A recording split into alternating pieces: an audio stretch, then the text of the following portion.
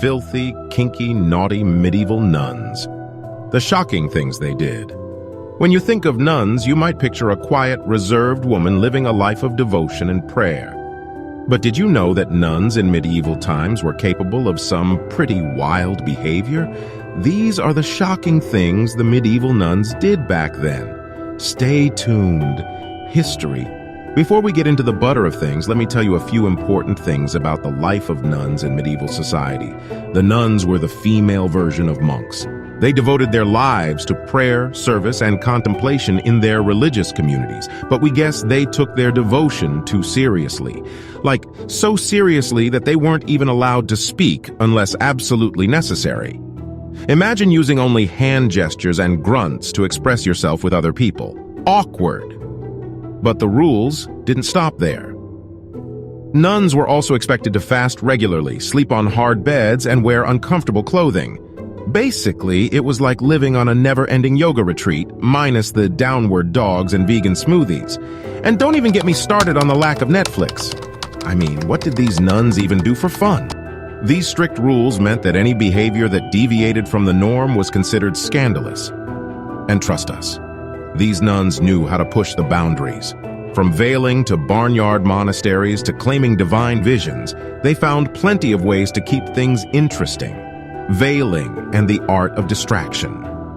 While it may be hard to believe, medieval nuns found creative ways to spice up their otherwise mundane lives within the confines of their religious order.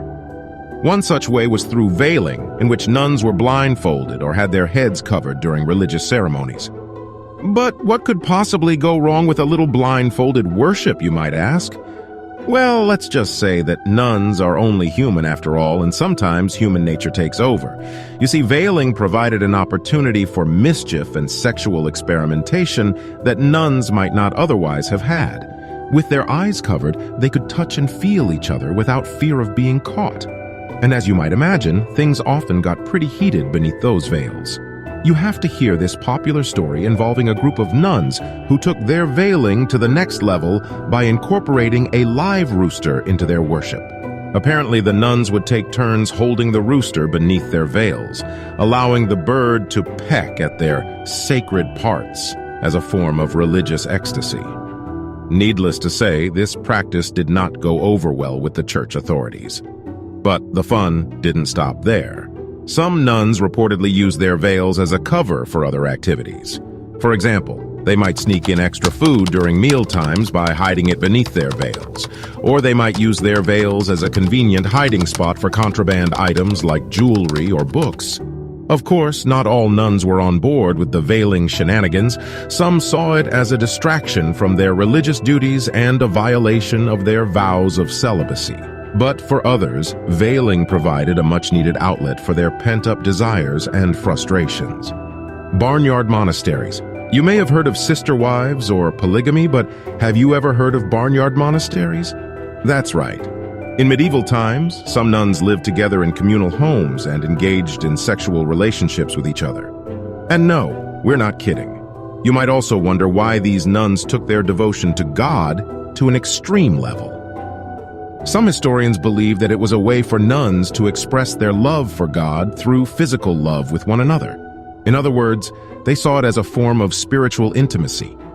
But let's not forget that these were still human beings with human desires. It's likely that many of the nuns simply craved the physical and emotional connection that came with sexual relationships.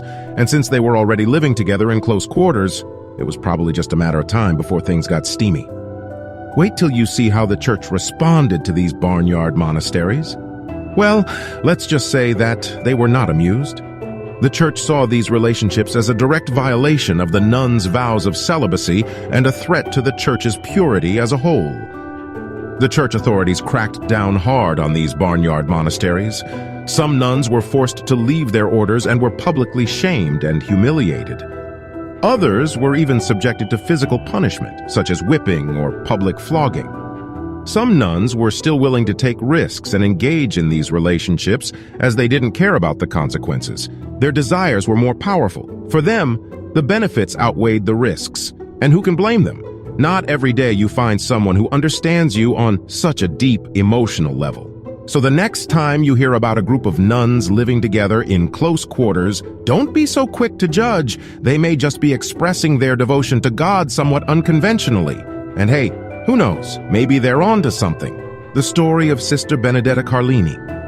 We cannot but tell you about the story of Sister Benedetta Carlini, a 17th century Italian nun who claimed to have received God's visions and engaged in seriously scandalous behavior with another nun. It's like a soap opera, but with more nuns and less product placement. Sister Benedetta Carlini was the head of the convent of the Mother of God in Pisa, Italy. She was known for her piety and ability to receive visions from God, making her a highly respected figure in her community. But as it turns out, Sister Benedetta had a few secrets up her habit. She was keeping her sexual relationship with another nun named Sister Bartolomea Crivelli. According to Sister Benedetta, her relationship with Sister Bartolomea was divinely inspired and was a way for them to express their devotion to God. But as you can imagine, this did not go over well with the church authorities. When they found out about Sister Benedetta and Sister Bartolomea's relationship, they launched an investigation into the convent. What they found was shocking. Sister Benedetta had not only engaged in sexual acts with Sister Bartolomea, but also faked her visions from God. It was all just a ploy to gain power and influence within the convent. The church authorities were not pleased, to say the least. Sister Benedetta was put on trial and confessed to all her misdeeds. She was found guilty of heresy, fraud, and sins against nature. But wait, it gets even crazier. After she was found guilty, Sister Benedetta claimed that she was possessed by the devil and that all of her actions were the result of demonic influence. Talk about a last-ditch effort to save yourself from punishment. Unfortunately for Sister Benedetta, her possession defense didn't hold up in court. She was sentenced to life imprisonment and spent the rest of her days in isolation. The story of Sister Benedetta Carlini is a testament to the power of scandal and the lengths people will go to for power and influence. It also sheds light on the way the church viewed homosexuality during this time period, but let's not forget to give credit where credit is due. Sister Benedetta was one heck of a drama queen. Faking visions from God and claiming possession by the devil, that's some next-level stuff. Witch nuns, uncovering the dark side of medieval convents. When we think of nuns, we usually imagine women who are chaste, obedient, and devout. However, during the medieval period, some nuns were accused of engaging in practices that were considered deeply disturbing and even satanic. These witch nuns were accused of casting spells, performing curses, and communing with demons. In this section, we'll explore the stories of some of these infamous nuns and how the church dealt with them. The idea of witchcraft had been around for centuries before the medieval period, but it wasn't until the 14th and 15th centuries that the church began to take witchcraft accusations seriously. Women were often the targets of these accusations, and nuns were no exception. The church was especially suspicious of nuns living in isolated communities, where they were considered vulnerable to demonic influences. One of the most notorious cases of witch nuns was that of the nuns of Loudun in 17th century France. The nuns at the convent of St. Ursula claimed to be possessed by demons and accused a local priest, Father Urbain Grandier, of being their tormentor. Grandier denied the accusations, but he was eventually found guilty and executed. However, modern historians believe that the nuns may have suffered from mass hysteria rather than demonic possession. Another famous case was that of Sister Maria Crocifissa della Concezione, an Italian nun who claimed to have been possessed by the devil and to have written a letter in his handwriting. The letter was filled with strange symbols that were thought to be a code, but to this day no one has been able to decipher it. Some people believe that Sister Maria may have been mentally ill rather than possessed, but her story has become legend. Do you know the church's response to these allegations of witchcraft among nuns? Unfortunately, it wasn't always compassionate. In some cases, nuns who were accused of witchcraft were subjected to brutal torture to extract confessions. Those who confessed were often executed, sometimes by being burned alive.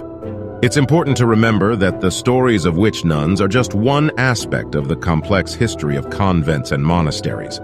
While some nuns did engage in practices considered scandalous, most were simply trying to live a life of devotion to God. Nonetheless, the stories of the witch nuns continue to capture our imaginations and remind us of the darker side of medieval history. Well, that was certainly a wild ride. Who knew that nuns could be accused of such dark and disturbing things? Nuns have a reputation for being both pious and mischievous. No wonder they're known as the holy rollers of the religious world. But as we've seen throughout this video, the history of nuns is full of surprises and contradictions. From the scandalous behavior of veiled nuns to the communal living of barnyard monasteries, nuns have always found ways to push the boundaries of what is considered acceptable. So the next time you encounter a group of nuns, don't be afraid to approach them and ask about their experiences. Who knows? They may have a scandalous story or two to share. Thank you for watching. And don't forget to hit that like button and subscribe to our channel for more weirdly amazing history videos like this.